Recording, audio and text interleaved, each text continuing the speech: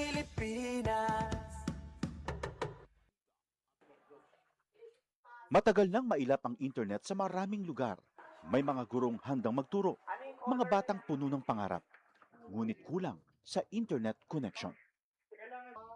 Kaya sa utos ni Pangulong Ferdinand Marcos Jr., kumilos ang Department of Information and Communications Technology at ang Department of Education para magkaroon ng internet ang mga paaralan sa mga liblib na lugar. Noong nakaraang linggo, dinayo ng Pangulo ang Island School sa Binuangan Elementary School sa Ubando, Bulacan. Para tingnan ang estado ng koneksyon, nakita ng Pangulo, maayos na ang internet. May laptop at tablets na ngayon na dati mahirap makarating sa mga isla at liblib na komunidad. Ang buong budget ng DepEd na napapakinabangan ho ng lahat ng stakeholders mula Batanes hanggang Tawi-Tawi. Maging mga paaralan sa Basilan, dinayo ng DICT at unti-unting nagka-internet ngayon. Kasama po namin si Secretary Henry po. Si Sec. Asa na si Emis mo yata ang nagkakabot eh. Hi, Mr. President, Secretary. In Basilan, 189 schools na binigay sa aming assignment ni Seksani, 172 na yung nakakabit. Dahil ang internet sa mga paaralan ay hindi lang basta signal, isa itong tulay para mas mapalapit ang kaalaman sa bawat silid-aralan. At sa bawat paaralang nakokonekta, may mga batang mas nabibigyan ng pag-asa.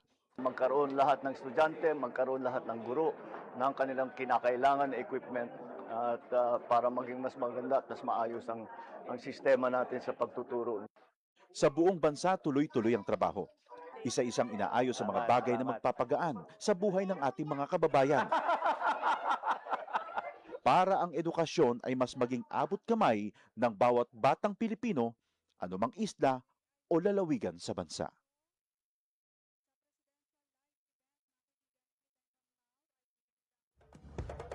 Ito ang Presidential Broadcast Service. Radyo Pilipinas. Radyo Publiko Ng bagong Pilipinas para sa bagong Pilipino.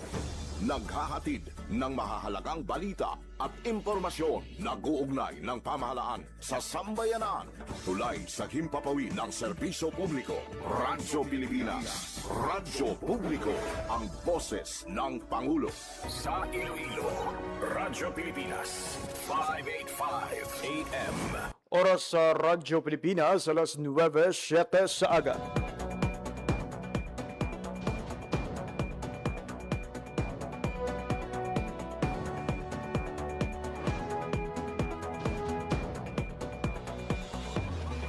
Western Visayas, Panay Island na tinamaan itong island-wide blackout. Ang pagsunod mo gid sa maasim watershed. Pinaka-purpose nila ini para sa operation nato. We have that in collaboration with the Department of I am Health. again standing up. Mapiktahan ang ila freedom of expression. Sa Office of Civil Defense naman po, balita, issue, kag iban pa. Diri sa Radyo Pilipinas. Radyo Publiko.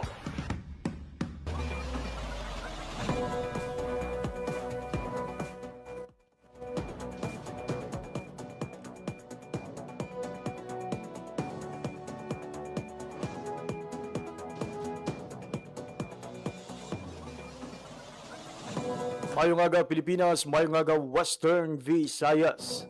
Siyudad kag probinsya sang Iloilo kag kutob sa malabutan sang amon pagserbisyo. Tinggaman nga bahin sang kalibutan nagahatag kami sang katahuran. Mayong aga, good morning sa inyong tanan. Mabiyan, welcome sa isa naman edisyon sang pagpakalagad sang programa Balita, Issue kag Iban pa. Adlaw kita karon sang Webes, Hulyo 30, 2026. Mga biyan, inina ang ika-5 kag katapusan nga Webes, karon nga bulan sang Hulyo 2026. Kag sa kinaandan, mangin kaupod ninyo, tubtob alas 9:55 subong iya nga aga, ako ang inyo alagad, JP Hervas. Sa aton mga sukitag palamati all over Western Visayas, Probinsya sa Baclan, Antique, Capiz, Guimaras, Iloilo, kag Subuman sa bakutura naton sa Negros Occidental. Mayad-ayad nga aga sa inyo nga tanan. Ginatamyaw taman sa isa ka mayad-ayad nga aga ang tanan nga mga overseas Filipino workers and Filipinos working abroad nga nagaupod man sa aton nga pagpakalagad pinaagi online. Ang programa Balita, Issue kag iban pa. Pati nang iban pa nga mga palatuntunan sang sining nga waragwagan. Mabaten live sa 585 kHz sa lisuan sang inyong mga radyo. Subong man sa aton nga official Facebook page ang Radyo Pilipinas Iloilo. Radyo Pilipinas. Radyo Publiko. Radyo Pilipinas. Sa aton nga pagpangalagad sa mga adlaw sang Webes, lakip sa aton sining nga pag-istoryahan mga abyan ang pagpatpat sa nga grupo nga Alpas Pinas sa ila sining ginaduso nga nuclear energy. Maruduman ang nuclear energy mga abyan ang isa sa mga namensyunar ni Presidente Ferdinand R. Marcos Jr. sa iya sining nangin State of the Nation Address o konsona. Madamo ang nagahambal nga ang ining nuclear energy o kuning sahi sang enerhiya ginalauman nga magpanubo o sang presyo sa mga kuryente sa aton sining household consumption. Ninyo natalupangdan mga biyan daw padayon ang pagsaka sang presyo sang kuryente subong nga mga inadlaw. O ang average nga presyohanay karon diri sa Western Visayas kinabulbanta mo biyan yara sa 12 tubtub 14 pesos. With the current crisis mga biyan sa tunga sang aton sining Middle East sa tunga sa US, Israel kag Iran, posible pagid nga magtimbuok ang presyo sa kuryente sa masunod nga mga binulan. Dugangan pagid at sa subong medyo mainit ang panahon, may ginaparanaw nga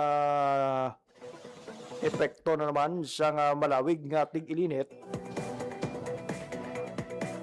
Posible nga magtaas naman ang demand o consumption sang aton sining nga mga kauturan. Ang grupo nga Alpas Pinas mga biyan ang nagpanindugan nga ang nuclear energy is clean, reliable kag cheap. Dugang panila, we deserve nuclear and we deserve better. Karon mga biyan sa ato nga pagpangalagad, akon nga igapabati sa inyo mga pahayag nga ato natipon gikan sa ila sining lead convener nga si Ma'am Gail Certeza nga isa man ka Ilongga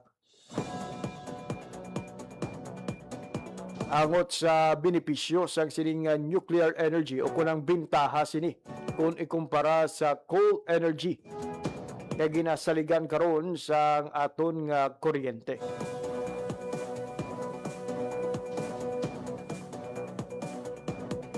Samtang pasiplatan tamar ang pila ka mga balita na tipo naton gikan sa nanituhay nga mga ahensya sang gobyerno kag subong man sa mga lokal nga panguluhan sa Western Visayas lakip na sa Negros Occidental. Ang DA Bureau of Fisheries and Aquatic Resources mga biyan sining karon lang ang nagparagtag sang masobra 3,800 ka or sa 2,325 pesos sa masobra 3,830 ka mangisda. Bilang kabahin sa pagpatungan sa Presidential Assistance to Farmers and Fisherfolks Program o CONPAF ni Presidente Ferdinand R. Marcos Jr. Istoryahan tuman mo biyan ang mga benepisyo nga ginabaton sa DepEd Schools Division matapos formal na nga gin-turnover sa Bacolod City Government. Ang bagong mga metal detectors para sa ilang mga bulutuan. Kag magakuha man kita sa pila ka mga dugang updates gikan sa Department of Agriculture kag subong man gikan sa Department of Trade and Industry. Pero antes kita magpatpat sa aton sini nga mga balita kag impormasyon, check anay naton ang latest update sa lakat sang panahon.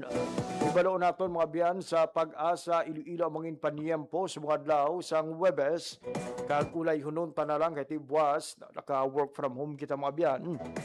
Ulay hunon taman ang mangin paniempo sa adlaw sang Biyernes, Sabado kag Domingo. Mangin maulanon bala, may posibilidad bala sa mga pag-ulan, especially sa kahaponanon. Ete ko inyo natalupang dan mga biyando kada hapon. Alin alas 4, tubtob alas 6, kung kisa lapaw pa dira. May mga pagpuro panaliti kag manipis nga mga pag-ulan nga nagka-eksperyensyahan sa nunituhay nga lugar sa aton sini nga syudad. Kaupod naton sa piyak nga linya para maghatag sa aton sang latest update sang Pag-asa. We have Ma'am Leonor Silvestre. Ma'am Leonor, good morning. Hi, hello, good morning. Muna ang aton latest weather update para sa karon nga adlaw sang Webes, July 30, 2026. As of 3 a.m. kaginang aga, ang gina-monitor natin nga low pressure area nga yara sa sulod sa ating Philippine Area of Responsibility ay gina-estimate natin base sa mga available nga data nga yara siya sa may coastal waters of Nasugbu, Batangas. Ang ini nga LPA ay unlikely man nga maga-develop into a tropical depression o kon bagyo kag posible naman nga maga-lusaw in the next 24 hours. So, rin naman sa Western Visayas ay generally fair weather kita, pero wala man natin ganadula mga posibilidad sa mga isolated mga pag-ulan, panglatsog, panagoob, tuga sa mga localized thunderstorms. Mahina, tubtob makasarangan naman ang hangin natin nga magahalin sa direksyon southwest to west, nga magadalasang makanay, tubtob makasarang nga pagbalod sang aton kadagatan. Forecast temperature natin generally nasa 24 to 31 degrees Celsius. Ang adlaw na butla kaginang alas 5:38 sang aga kag magatunod ini alas 6:14 karon sa hapon. Kag muna ang aton latest weather update, halin diri sa may Iloilo Doppler radar station. Ako si Leonor Silvestre, madamo gid nga salamat. Sa aton sining nga mga tagpalamati, may ara man kita ma'am sang weather system nga ginabantayan ma'am, malapit iya sa eastern portion sang Mindanao ma'am.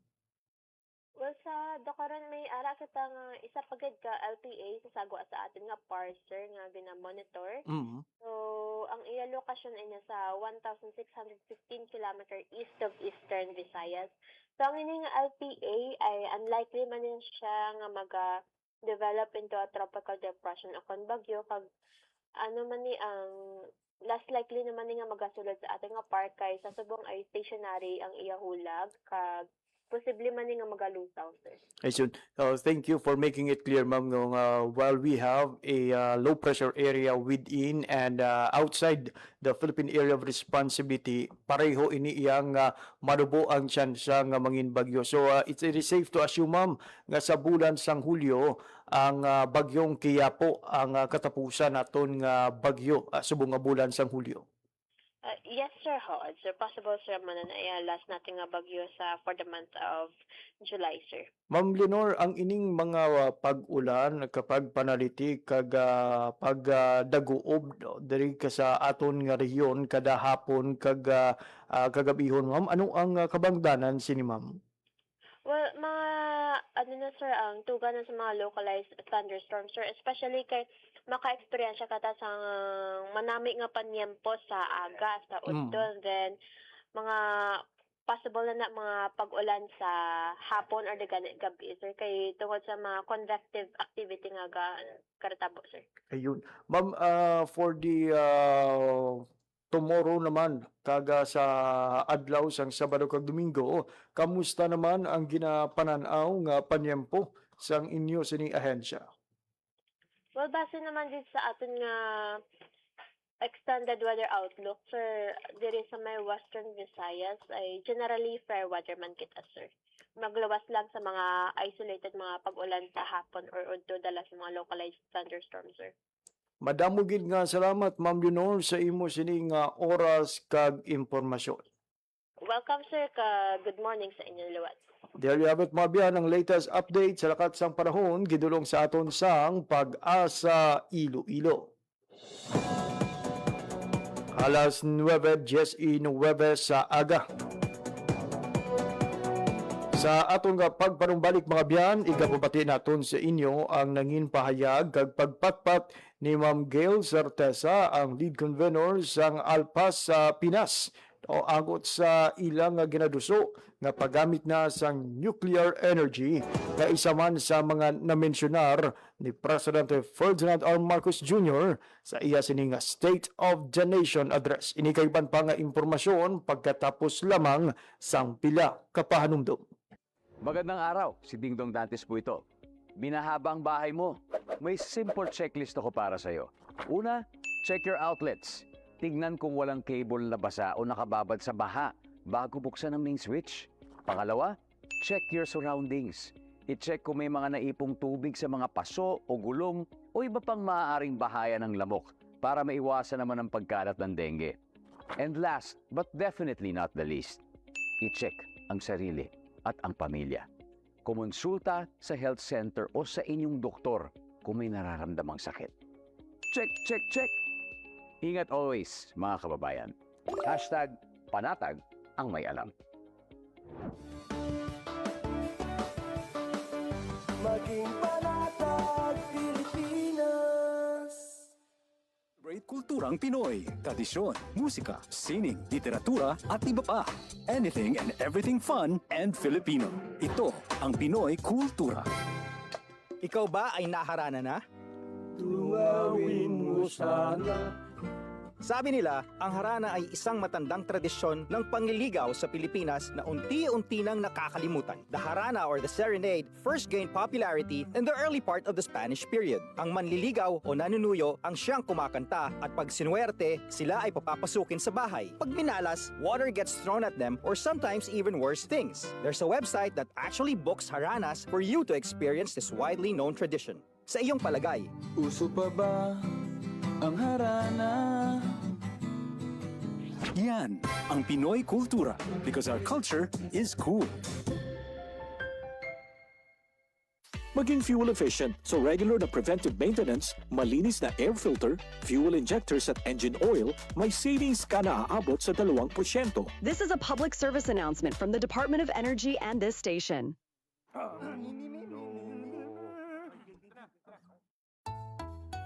Ang sumitsit ay pangmangmang, ang sumipol ay panghunghang, ang babae sa lansangan, huwag iritan kundi igalang.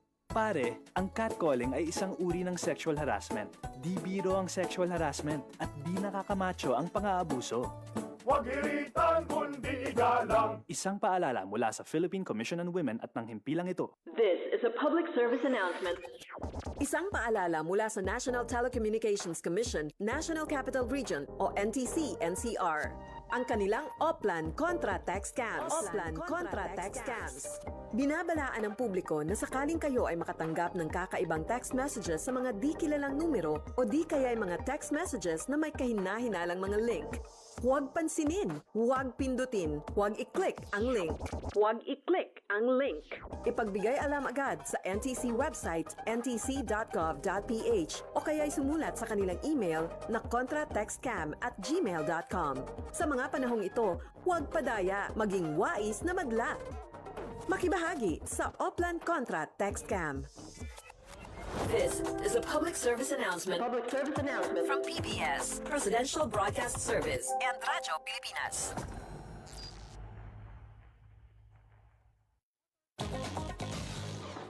Uy, huwag kang lumabas. Bawal lumabas.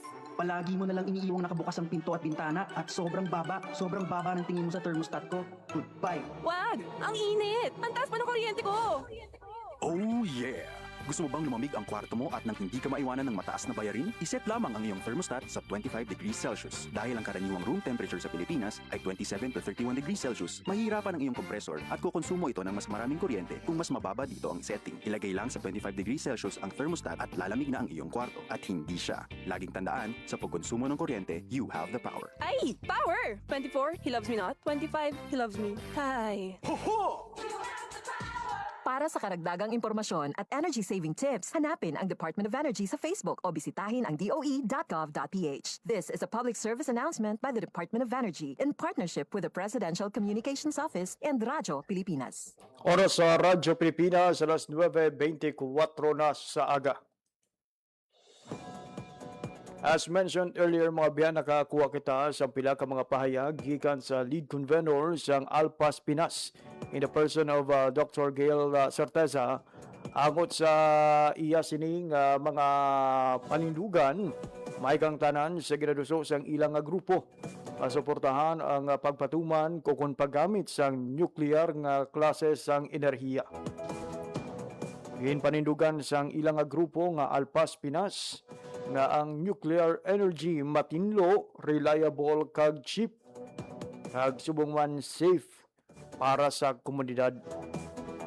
Kini man naginatanaw isang grupo nga solusyon para nga matigayon mga biyan nga mapanubo ang presyo sa kuryente, particularly sa mga kabalayan sa aton sini nga pungsod.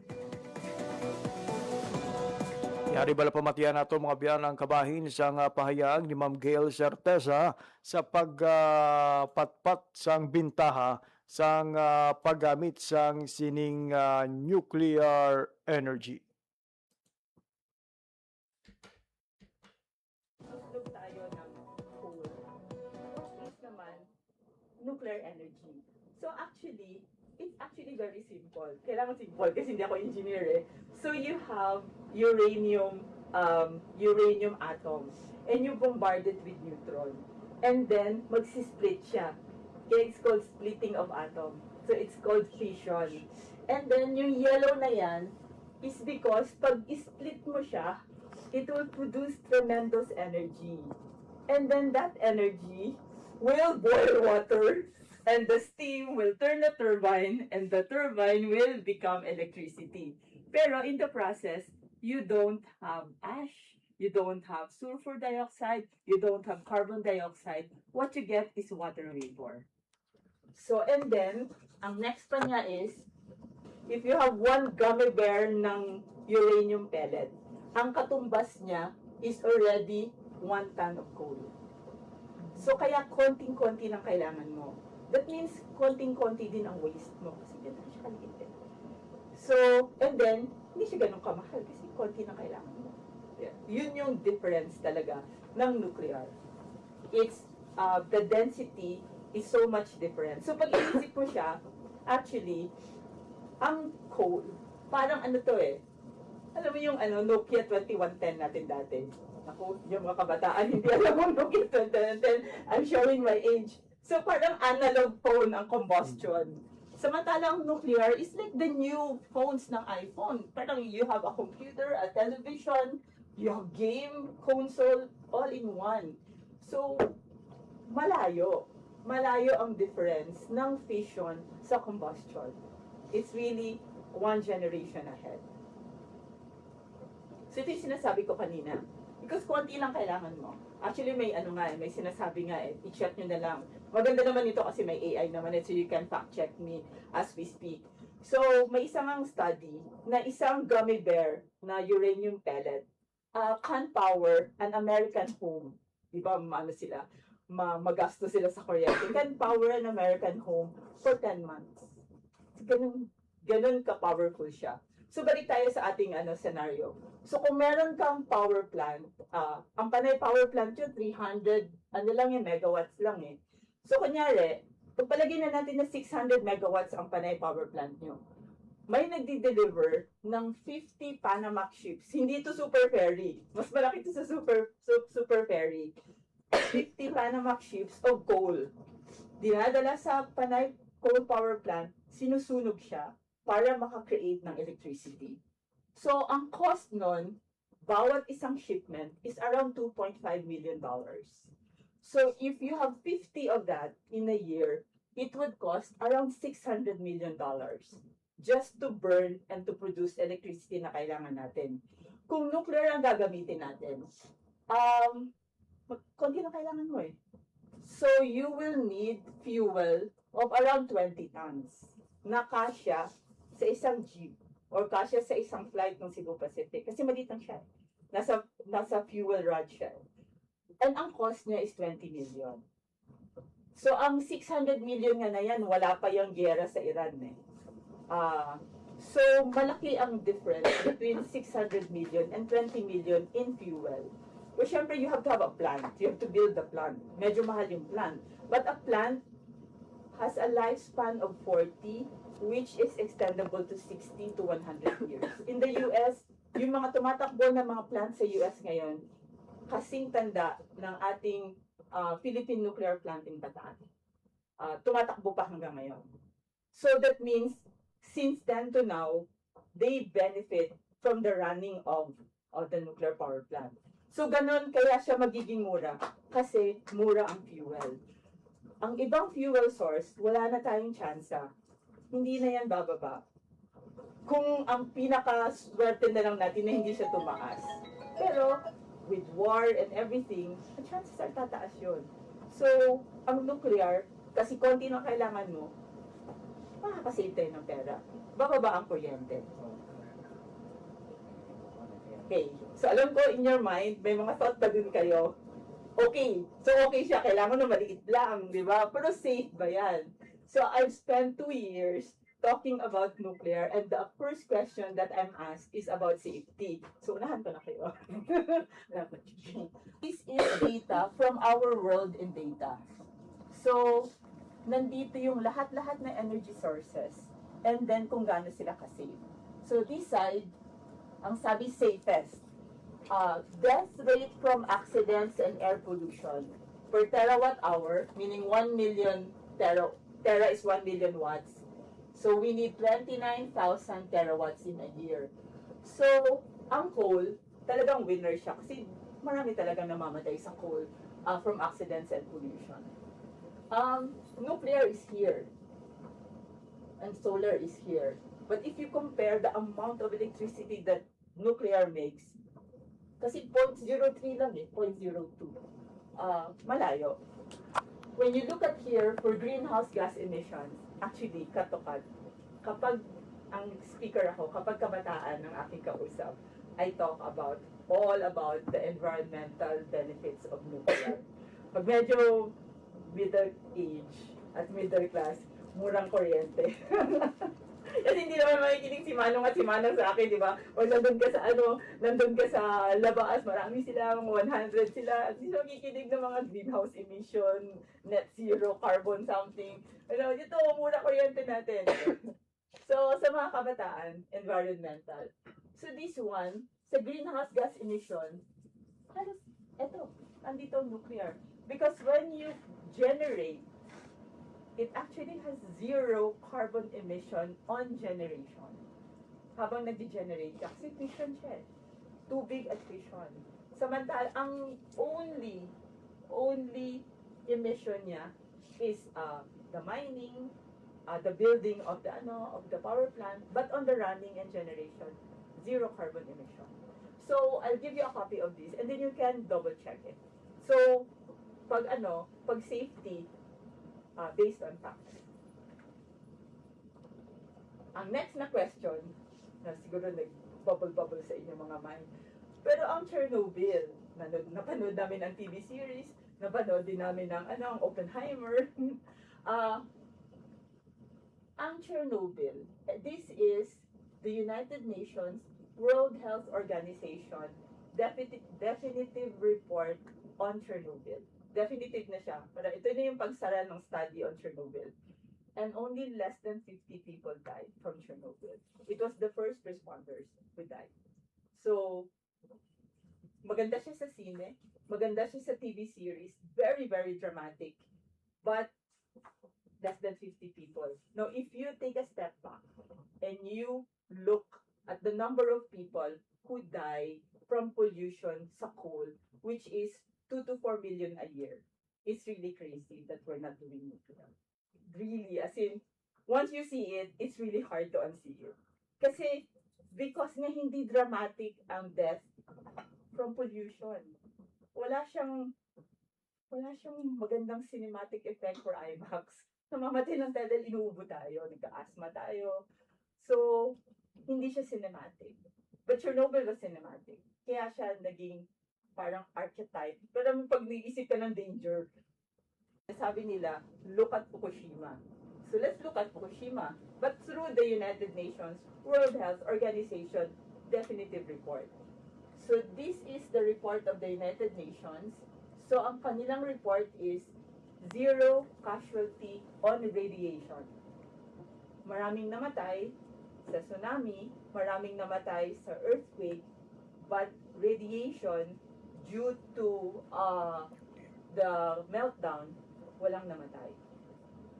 That's why then, if you take a step back, makikita natin na lahat ng mga bansa na nagkaroon ng incidents ng nuclear are still nuclear energy countries. Tayong takot, hindi tayo ever pumasok ng nuclear. Yung mga nagkaroon ng incidents, they're still nuclear energy countries. There you have it, mga biyan ng kabahin, sa ringin payag ni Dr. Gail Certeza sa Alpas, Pinas, ang lead convener sa nasambit nga grupo nga nagpabutyag mga biyan nga ang ining nuclear energy is clean, reliable, kag cheap, barato kumpara sa ginabayda naton sa coal nga mga raw materials mga biyan o sa isa man ka sahi sang enerhiya nga karon ang ang majority nga ginagamit gid sa tanan nga mga Pilipino. Ang Alpas Pinas sa nagpabutyag mga biyan nga ang pronouncement sa presidente sa iya sining pinakaulihing nga SONA is a defining moment sa pungsod Pilipinas nga energy transition. Sino kay Dr. Certeza, it is the clearest signal yet the nuclear energy is no longer a distant possibility pero isa na ka-importante nga policy option sa pag-address sa long-term energy needs sang aton nga pungsod. As this national conversation moves forward, it is equally important that the government starts making concrete steps to make this happen. Nagapati man siya nga kinahanglan ang pagbinuligay sa akademya, industry, government, civil society, kag local communities para nga matuman ang ini nga plano. Kag gina-look forward nila nga the moment nga masuguran mga biyan ang pag-generate sa nuclear energy diri sa aton nga pungsod, maganubo ang aton sining nga pagabaydan sa aton kuryente.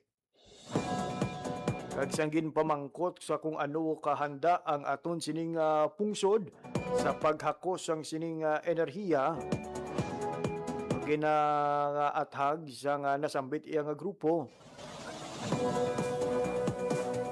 na we are ready. Now, may ara na kita actually sa planta dito sa Bataan. Una technical personnel naman ang pag-istoryahan. Madamo sa mga Pilipino actually ang nag-operate, nagatrabaho sa mga nuclear power plants ng iban nga pungsod. Kag nagapakita ini nga ang mga Pilipino may kapasidad gid sa pag-operate man sang kaugalingon naton nga nuclear power plant.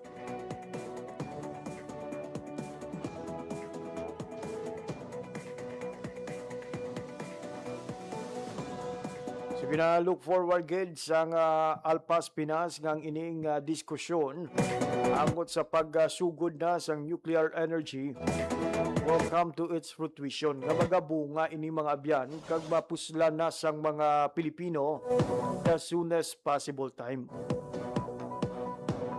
Especially nga ang iban iyang pungsod diri sa Southeast Asia Samtang dugay mga abyan, nagapadamo na iyan sang ilangan nuclear reactors. Kita nga kung tani the first ever nga mag-produce ang nuclear energy sa Southeast Asia, wala pa iyan nakasugod sa pag-operate. Pero positibo sila nga kung suportahan sang tanan ang iniiyang paggagamit sang nuclear energy kag pagtukod sa mga planta. This will provide a ripple effect sa aton sining nga mga komunidad sa bugos nga Pilipinas. Oras sa Radyo Pilipinas, alas 9:39 sa aga. Sa aton nga pagpanumbalik, istorya naman ang pila ka mga updates gikan sa nanituhay nga mga probinsya sa Western Visayas kag subong man, mga update gikan sa mga nanuhay-tuhay nga mga government offices, Department of Trade and Industry, Department of Agriculture, kag sang Bureau of Fisheries and Aquatic Resources. Ini kagiban pa nga impormasyon pagkatapos lamang sang pila ka pahanumdum. Time to celebrate kulturang Pinoy, tradisyon, musika, sining, literatura at iba pa. Anything and everything fun and Filipino. Ito ang Pinoy Kultura. Kilala mo ba ang The Rockefellers? Ang pinakaunang Pinoy musical act to land a spot in a prestigious US music chart. The Rockefellers is composed of 4 brothers, Antonio, Junior, Eddie, and Albert, and their father, their pops, Moro Maligmat. Pasok sa number 16 ng Billboard Hot 100 ang kanilang kantang Killer Joe. Killer Joe, go! Holding her so tight. That was in 1963. Halos 5 dekada pa ang lilipas for a solo Filipino act to surpass this feat. This is when Charis Pempenco's self-titled album debuted at number 8 on Billboard's Top 200 albums. Yan ang Pinoy Kultura because our culture is cool. This is a public service announcement. Discipline is the key. Umiwas sa aksidente sa daan. Ang pagmamaneho ay may kaakibat na responsibilidad, hindi basta mapaandar lang ang sasakyan. Kilatisin ang sarili, ang kahandaan sa manibela, siguruhing inyong konsentrasyon ay hindi magagambala. Importante rin na ating laging isipin, init ng ulo ay huwag pairalin, bagkus kaligtasan ng lahat ang siyang dapat unahin. Isang mahalagang paalala mula sa Presidential Broadcast Service at Radyo Pilipinas, Radyo Publiko, 738. This is a public service announcement. Public service announcement from PBS, Presidential Broadcast Service at Radyo Pilipinas, Radyo Publiko, 738. Maging fuel efficient sa wastong pressure ng gulong at pag-set ng thermostat ng aircon sa katamtaman o hindi bababa sa 22 degrees Celsius. May savings ka na aabot sa 5%. This is a public service announcement from the Department of Energy and this station. Oras sa Radyo Pilipinas, alas 9:42 sa aga sa gihapon, nagapamati kamo sa pagpangalagad sa ang programa Balita Issue kagiban pa sa Radyo Pilipinas, Radyo Publiko. Radyo Pilipinas. Radyo Publiko. Radyo Pilipinas.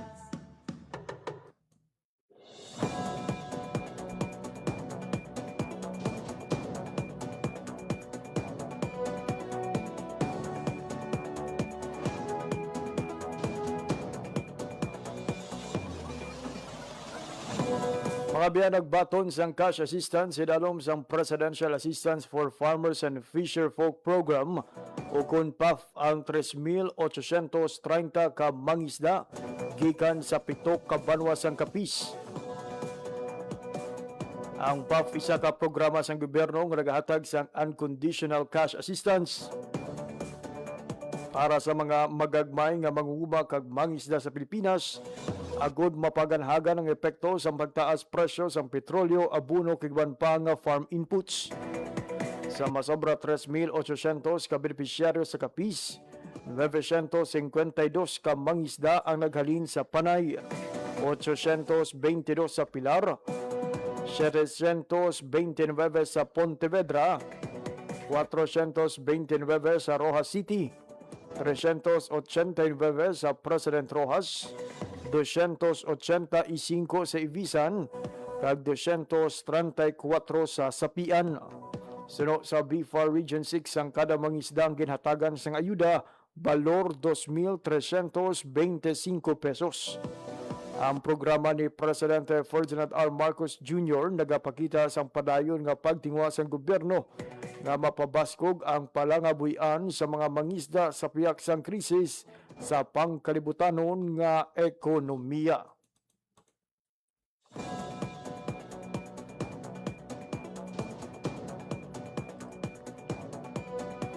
Samtang nangin madinalagon ang paghiwat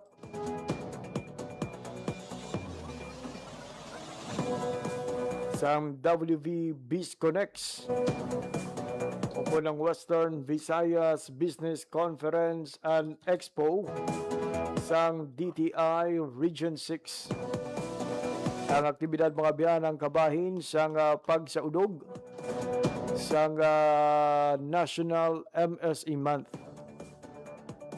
Ang labing ulihing aging bisita mga biyan sang Department of Trade and Industry in partnership with PCCI Western Visayas amo ang probinsya sang Guimaras.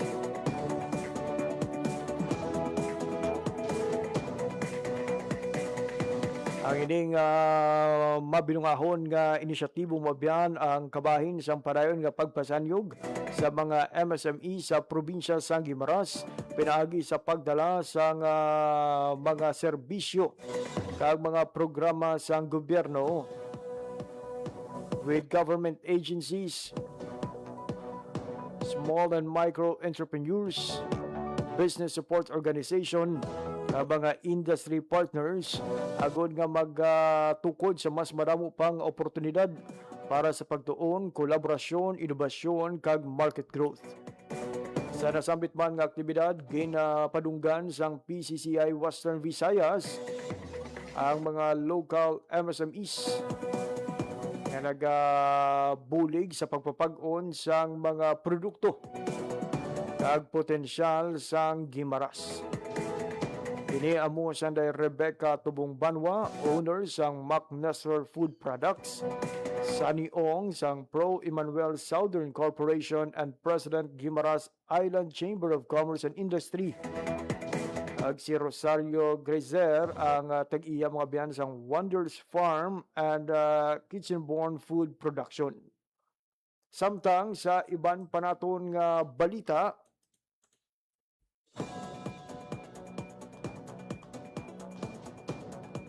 sa probinsya sang Negros Occidental, nanagtag sang computer set ang Negros Occidental Provincial Government sa 19 ka Municipal Treasury Office sa ilang probinsya. Ini ginalauman nga baga-suporta sa revenue collection, financial record keeping, data processing kay iban pa nga operasyonal sang nasambit nga opisina. Suro kay Negros Occidental Governor Bong Lacson ang moderno kag masaligan nga kagamitan ang importante sa pagdulong sang hayag kag maayo nga serbisyo sang gobyerno. Giningganyo man sini ang mga municipal treasurers kag ilang mga personnel nga i-maximize ang paggamit sang bag-o nga teknolohiya agod nga masiguro ang mas madasig nga transaksyon, mas husto nga financial nga record kag mas manami nga serbisyo publiko.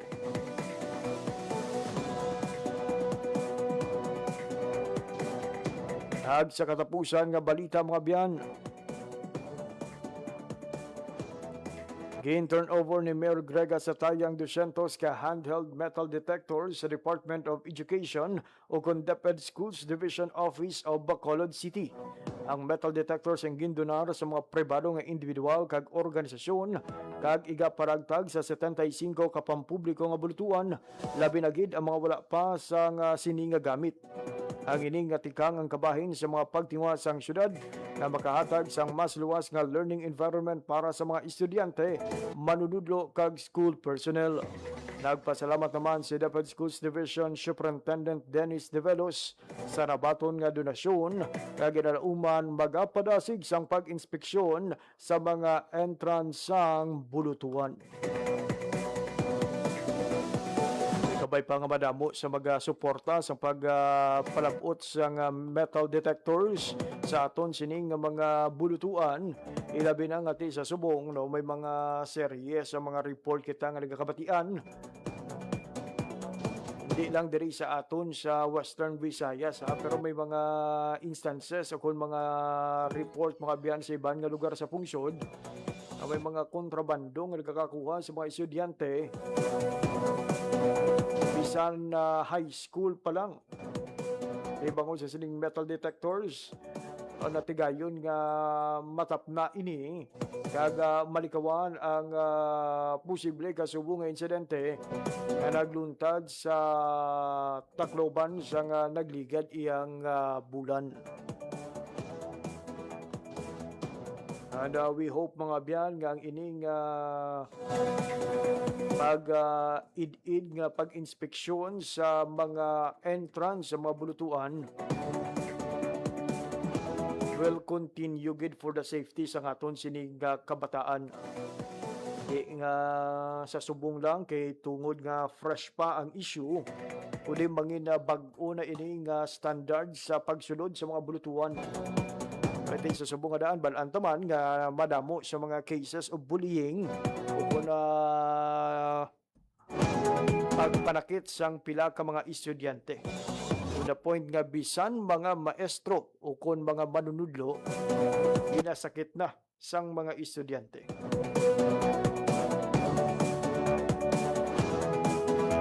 Alas 9:50 sa aga, way na kita sang oras kalabilin sa aton sining pagpakalagad. Dari na gilamang kutob aton nga edisyon sa mga adlaw sang Huwebes, Hulyo 30 tuig 2026. Sa ngalan sang akon mga katuwang technical, Mr. Alan Defante sa studio, kag Mr. Vermore Aventura sa transmitter. Ako naman ang inyo nangin alaga, JP Hervas. Madamo nga salamat sa inyong pagpamati. Maayong aga, Pilipinas. Balita, issue, kag iban pa. Diri sa Radyo Pilipinas. Radyo Publiko. Radyo Pilipinas. Ang inyong tulay sa himpapawid ng serbisyo publiko. Ang Presidential Broadcast Service, Radyo Pilipinas, Radyo Publiko. Radyo Pilipinas. Radyo Publiko. Kinilala ng pang-international at prestigyosong Asia Pacific Broadcasting Plus Awards 2025 para sa kategorya ng Government Streaming. Ito ay dahil sa epektibo nitong pagsasanib ng mga tradisyonal na media tulad ng telebisyon, radyo at print para masabayan ang mabilis na pag-inog ng mundo ng digital at social media tungo sa mas epektibong paghahatid ng mahahalaga at napapanahong mga impormasyon sa mamamayang Pilipino. Kinilala rin ang Radyo Pilipinas dahil sa patuloy na pag-akyat ng rating. Ngayon ay matatag sa pang-4 na pwesto sa Mega Manila ayon sa pinakahuling Nielsen Radio Audience Measurement Survey. At sa social media, nakamit ang mahigit 2,000% pagtaas ng bilang ng mga sumusubaybay sa Radyo Pilipinas page sa unang bahagi ng 2025. Patunay ito na ang inyong Radyo Pilipinas Radyo Publiko ay tunay na kaagapay ng inyong pamahalaan sa paghahatid ng serbisyo sa mga mamamayang Pilipino. Mula sa aming lahat, sa ngalan ng inyong pamunuan at mga kawani ng Presidential Broadcast Service, kasama ang inyong mga himpilan ng Radyo Pilipinas sa buong kapuluan. Maraming salamat po sa inyong lahat, sa inyong pagtangkilik at pagkilala. Radyo Pilipinas. Radyo Publiko. Radyo Pilipinas. Radyo Publiko. Radyo